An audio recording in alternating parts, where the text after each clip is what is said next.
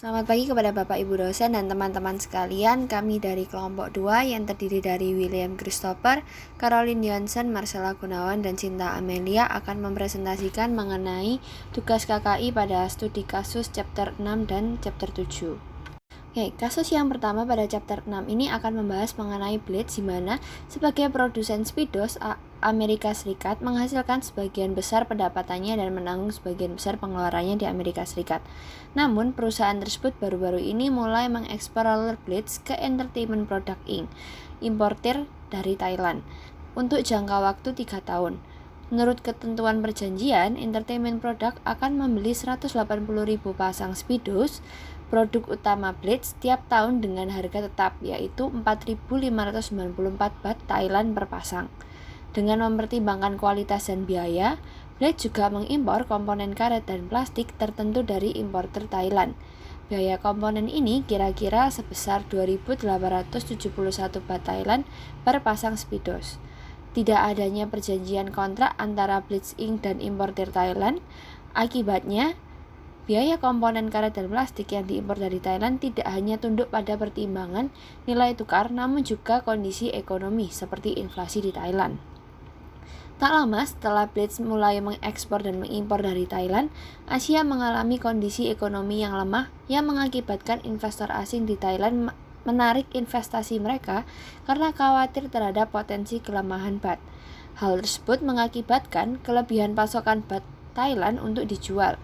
Karena tekanan turun yang dihasilkan pada nilai baht, pemerintah Thailand berusaha untuk menstabilkan nilai tukar baht dengan melakukan intervensi di pasar valuta asing.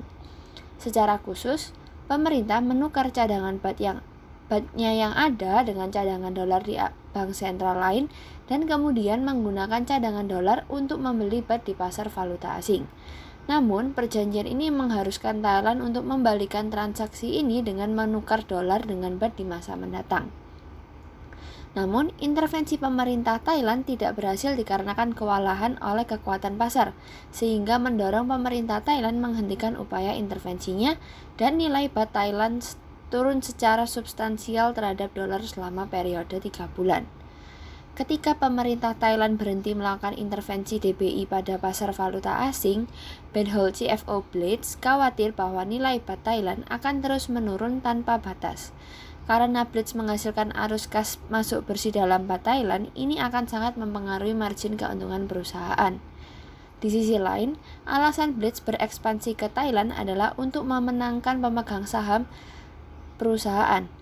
Pada rapat pemegang saham tahun lalu, mereka meminta manajemen senior mengambil tindakan untuk meningkatkan margin laba perusahaan yang rendah. Meluas ke Thailand telah menjadi saran Holt, namun sekarang Holt takut karirnya mungkin dipertaruhkan. Oleh karena itu, Holt merasa bahwa krisis Asia dan dampaknya terhadap Blitz membutuhkan perhatian yang serius. Salah satu faktor yang menurut Holt harus dipertimbangkan adalah masalah intervensi pemerintah dan bagaimana hal itu dapat mempengaruhi Blitz secara khusus. Timbul pertanyaan dalam diri Holt mengenai apakah keputusan untuk membuat perjanjian tetap dengan Entertainment Product Inc. adalah ide yang bagus dalam situasi tersebut. Nah, masalah lainnya adalah bagaimana penyelesaian perjanjian pertukaran di masa depan yang diprakarsai oleh pemerintah Thailand akan mempengaruhi Blitz. Untuk mengatasi masalah ini dan untuk mendapatkan sedikit lebih banyak pemahaman tentang proses intervensi pemerintah, Holt telah menyiapkan daftar pertanyaan berikut untuk Anda analis keuangan Blitz karena dia tahu bahwa Anda memahami manajemen keuangan internasional. Selanjutnya yaitu terkait dengan kasus pada chapter 7, yaitu di mana Blitz sebagai produsen roller Blitz Amerika Serikat telah memilih Thailand sebagai target ekspor utamanya untuk speedos, produk utama Blitz.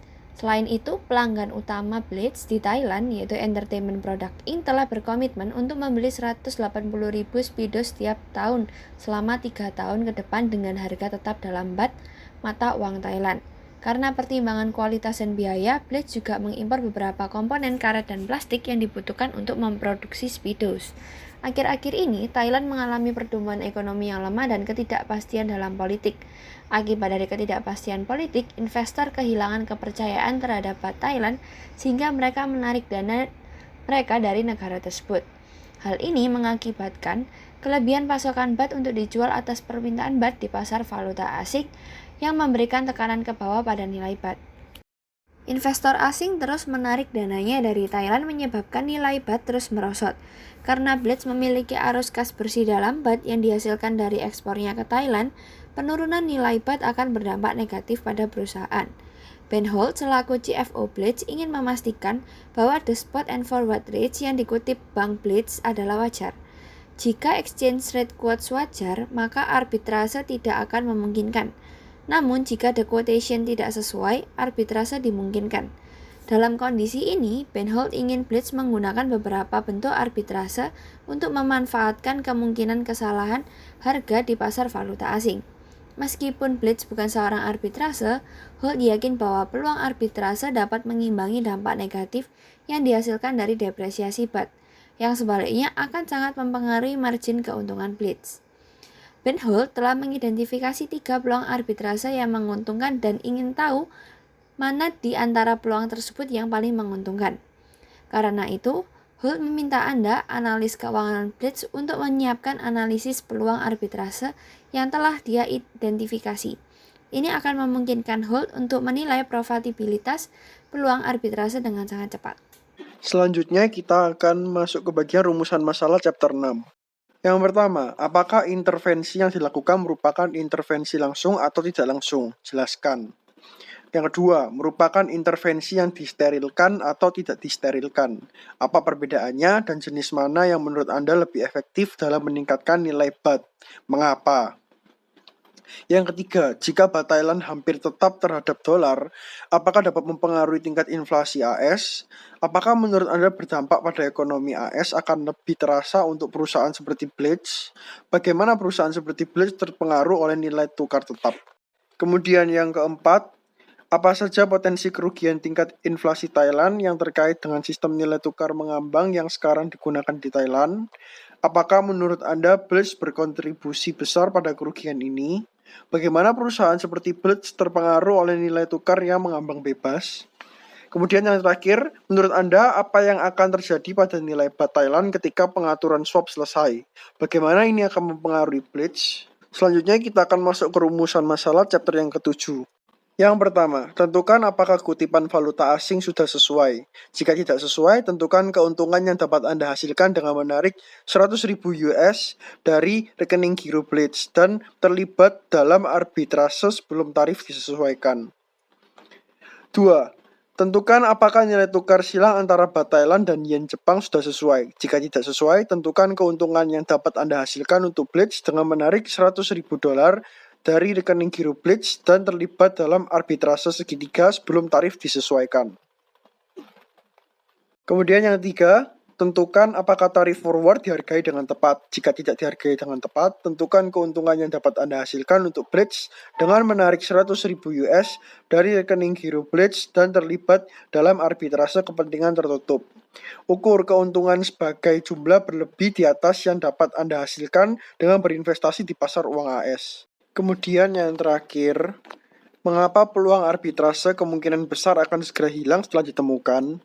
Untuk mengilustrasikan jawaban Anda, asumsikan bahwa arbitrase kepentingan tertutup melibatkan pembelian langsung dan penjualan berjangka dari BAT. Diskusikan bagaimana kurs spot dan forward BAT akan menyesuaikan sampai arbitrase bunga tertutup tidak lagi memungkinkan. Disebut apakah keadaan kesetimbangan yang dihasilkan?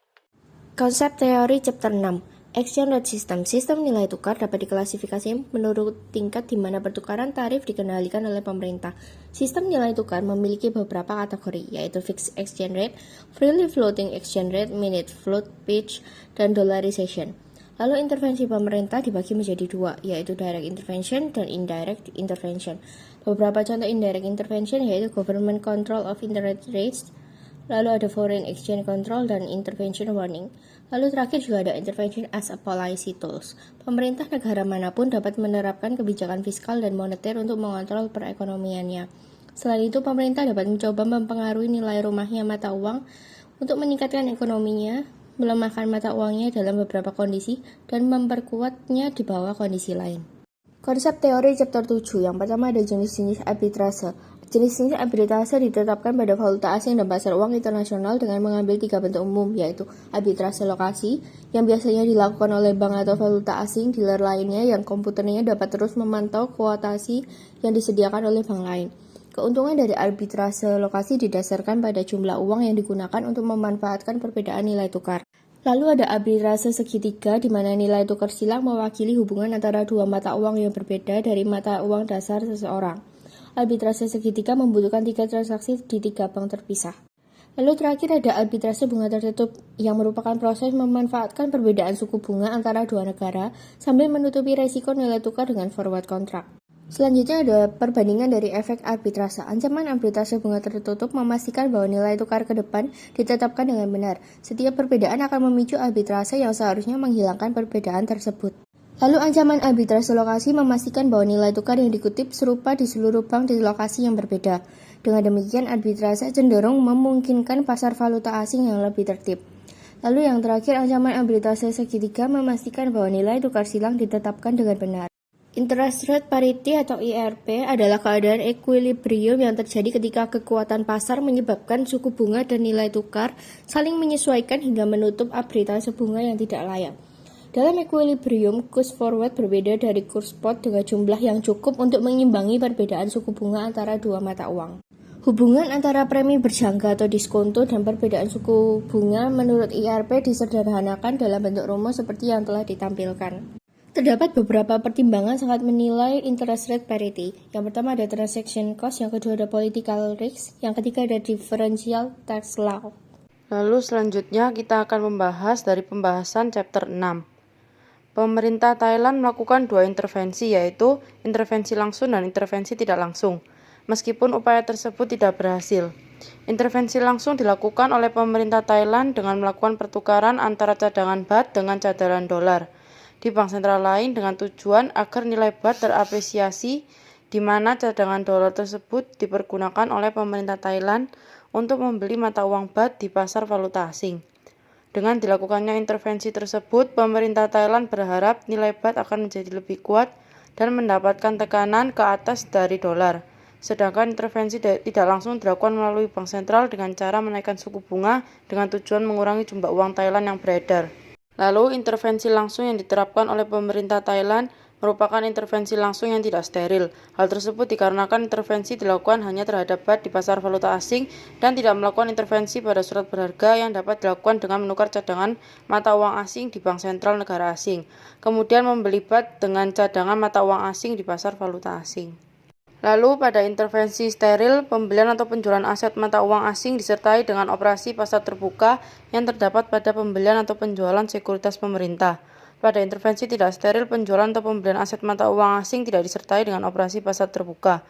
Menurut kami, intervensi yang lebih efektif dalam meningkatkan nilai baht adalah intervensi steril, di mana pada intervensi steril, pemerintah tidak hanya membuat perjanjian pertukaran dengan bank sentral negara lain, melainkan juga melalui bank sentral domestik atau Thailand. Tetapnya nilai tukar mata uang, dalam hal ini baht Thailand, akan berpengaruh pada belanja konsumen. Tingginya inflasi yang terjadi di Thailand menyebabkan harga barang dan jasa di AS menjadi lebih murah. Hal tersebut mengakibatkan penurunan produksi dan meningkatnya pengangguran di Thailand. Perusahaan seperti Blitz diuntungkan dengan adanya nilai tukar mata uang yang tetap karena perusahaan tidak perlu memikirkan mengenai fluktuasi nilai tukar. Potensi kerugian akibat tingkat inflasi antara lain permintaan terhadap mata uang baht menurun dikarenakan nilai baht yang melemah dan adanya permintaan terhadap dolar yang meningkat. Harga produk di Thailand akan lebih mahal jika dibandingkan dengan produk AS, serta penurunan permintaan produk dalam negeri, lemahnya daya beli masyarakat, serta kenaikan tingkat pengangguran di Thailand mengakibatkan nilai baht melemah terhadap dolar AS. Lalu, Blitz berkontribusi pada kerugian akibat inflasi dikarenakan Blitz mempertimbangkan untuk membeli bahan baku spidos di AS. Hal tersebut dikarenakan harga bahan baku plastik dan karet di Thailand dinilai lebih mahal dan tidak adanya perjanjian kontrak dengan importir Thailand. Lalu yang terakhir ada floating exchange rates yang terjadi di Thailand menyebabkan harga produk bahan baku yaitu karet dan plastik yang diimpor Blitz di Thailand meningkat. Peningkatan harga tersebut menyebabkan Blitz dihadapkan pada 2 pilihan, yaitu tetap membeli bahan baku diimpor di Thailand namun dengan risiko penurunan pendapatan, atau mencari supplier bahan baku di AS dan membeli bahan baku dengan harga yang lebih murah ketika terjadi inflasi. di AS dengan risiko kualitas produk yang berbeda dan penurunan pendapatan akibat selisih harga dari harga bahan baku di Thailand sebelum terjadi inflasi dengan harga beli di AS ketika inflasi terjadi. Selanjutnya, kita akan membahas pembahasan dari chapter 7. Berikut merupakan tabel perhitungan dari pilihan A serta pilihan B. Kutipan valuta asing yang sesuai adalah pilihan A, yaitu membeli dolar sebesar 100.000 dolar dari Minsu Bank dengan spot rate 0,0227 US dollar setelah membeli dolar dari Minsu Bank. Blitz menjual dolar ke Sobat Bank dengan spot rate 0,0228 US dollar. Dengan begitu, Blitz akan memperoleh profit dari menjual dolar sebesar 440.529 US dollar. Berdasarkan perhitungan di atas, diperoleh hasil bahwa Blitz akan mendapatkan profit sebesar 1.574,8031 US dollar. Lalu, berdasarkan tabel perhitungan di atas, Blitz mendapatkan keuntungan sebesar 2,83% dari hasil melakukan arbitrase. Keuntungan tersebut lebih besar dibandingkan melakukan investasi di AS dengan bunga 2% sehingga kegiatan arbitrase layak dilakukan atau visible. Lalu, yang terakhir, kekuatan pasar dapat memberikan peluang arbitrase menghilang segera setelah ditemukan. Arbitrage equilibrium merupakan harga pasar yang tidak memungkinkan untuk dilakukan arbitrase yang menguntungkan. Sekian dari kelompok kami, terima kasih.